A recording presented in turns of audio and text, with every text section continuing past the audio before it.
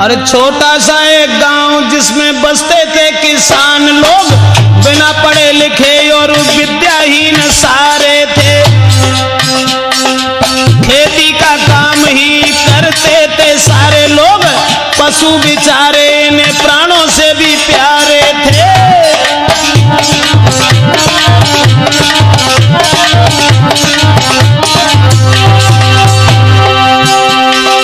एक बार पशुओं में बीमारी फैली ऐसी, मरने लगे बाएं बाएं चिल्ला के बेचारे थे। दौड़े दौड़े सभी अरे वैद्य जी के पास गए, सुन करके बहन ऐसे वैद्य ने उचारे थे।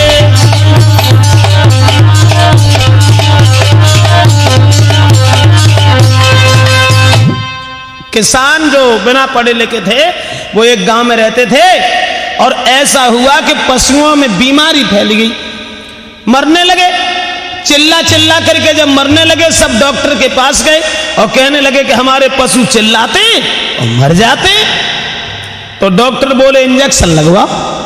बोले सो ना है, बिना पैसा कोई इलाज हमें बताओ, अगर हो तुम्हारे यहां तो। बोलने की बिना पैसा कोई इलाज ये है कि ऐसो करो, उन्हें 3 जगह दाग दो, कछुला गरम करके पीछे पीठ पे और गलपटन पे। तो कुछ बीमारी ऐसी होती है जो दागे में चली जाती, जवाब दो कि उन्हें दाग दो सही हो जाए। सब लौट के चल रहे किसान और सोचता है रे भैया जे इलाज बहुत बढ़िया मिलो, हमें का मालूम आती 5 साल। एक बोलो हमारे बाप मर गए तो हम काहे को मरना देते, उन्हें दाग देते। बोलो हाँ बात तो सही है। और अब पशुओं को जब दागन लगे पशु ठीक होने लगे। लेकिन एक मुश्किल हट गई कि एक दिन जो ब्राह्मण थे वो ब्राह्मण आकर के कुआं पे उन्हें स्नान करो, स्नान करने के बाद में भजन करने के लिए बैठ गए और ऊंचे सुर में खूब मंत्र पढ़न लगे। जब मंत्र पढ़न लगे, लेकिन भाई एक भाई, अरे छोटे छोटे बालक खेले उम्र है जिनकी बारी,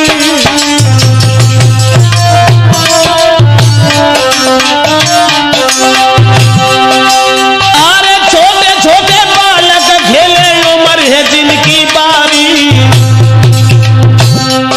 सोची पंडित को हुई गई रे भैंसा नवारी बीमारी।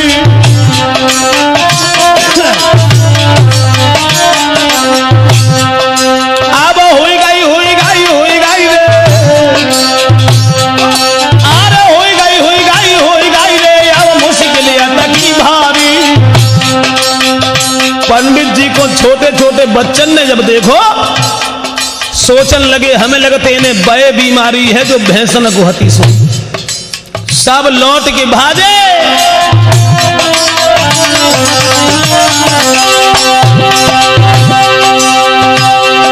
महाराज सभी वो भाग गए हैं कुमार, कहिए अपने बापन से एक पंडित है बीमार, उनको जल्दी ले बचाए ना तो वो मर जाएंगे, उनको जल्दी ले बचाए नहीं तो वो मर जाएंगे।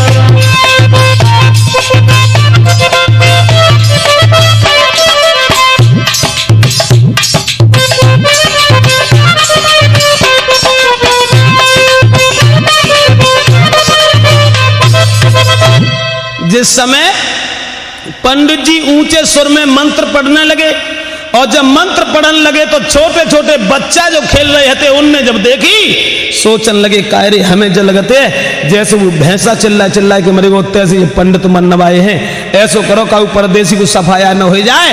अपने बाप से कही, चिल्ला चिल्ला करके जब मरने लगे सब डॉक्टर के पास गए और कहने लगे कि हमारे पशु चिल्लाते और मर जाते। तो डॉक्टर बोले आग सुलगाई, और जब आग सुलगाई तब पंडित जी मंत्र भी पढ़ते जा रहे हैं, अनेक धीरे से आंखें खोले के देख ही रहे हैं। सोचने लगे जगहों के लोग बड़े बढ़िया मालूम पाता, हो सकते सकलें भूनेंगे हमारे, हो सकते आलू न भूने, बड़े भक्त हैं। ये बिल्ले खूब आग सुलगाए के, और जब कछुला खूब गर्म हुए, एक बोलो पकड़ो पंडित जी को, दूसरो बोलो भैया जब भैंसा को दागो हतो तब ने गोड़ फड़फड़ाए थे, कहूँ ऐसो हो कहूँ जेऊ न गोड़ फड़फड़ा, ऐसो करो रस्सी ले आओ। रस्सी मंगवाई और रस्सी मंगवाए कि पंडित जी को पकड़ लो और पकड़ के बांधन लगे। पंडित जी बोले मूर्खों क्या कर रहे हो? जवाब दो, हम तुम्हारा इलाज कर रहे हैं। इलाज? हम का बीमार हैं? अरे हम वेद पाठ कर रहे हैं। मूर्ख कहने लगे वेद पाठ करे वैसे तो इन मत जाता है, तुम्हें ना मालूम। कल परो हमारे एक बद्ध ने वेद पाठ करो वो मरेगा, बकरा ने वेद पाठ करो वो चलो गो, भैंसा ने वेद पाठ करो 3 दिन लो चिल्ला रहो वो मरेगा, तुम अब्याल मरे जातो। तुम कहे मूर्ख है पंडित जी हम जाने अबे बचावे,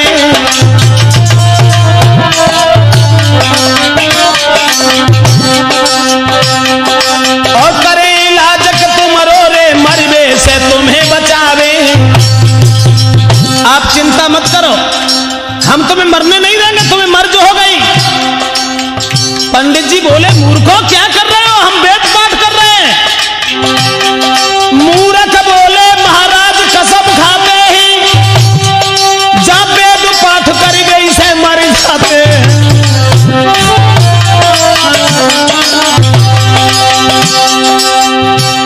मूर्ख कहने लगे पंडित जी तुम्हें नहीं मालूम जहां वेद पाठ करने से आदमी मर जाते। अब पंडित जी जो थे वो बहुत घबरा गए, लेकिन मूर्खन के सामने पेश नहीं गई। अर्पाकारी के पंडित जी को उन मूर्खन ने बांध दो और लेके तब कंछुलाए और पीठी पे फिर बांध दो।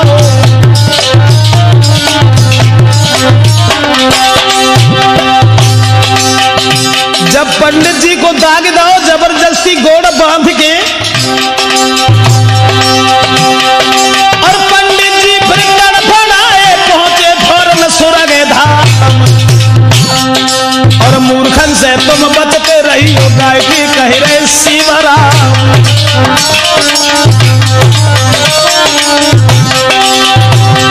और पंडित जी फिर तड़फड़ाए पहुंचे फौरन सुरग धाम। और मूर्खन से तुम बचते रही हो तेरे कह रहे शिव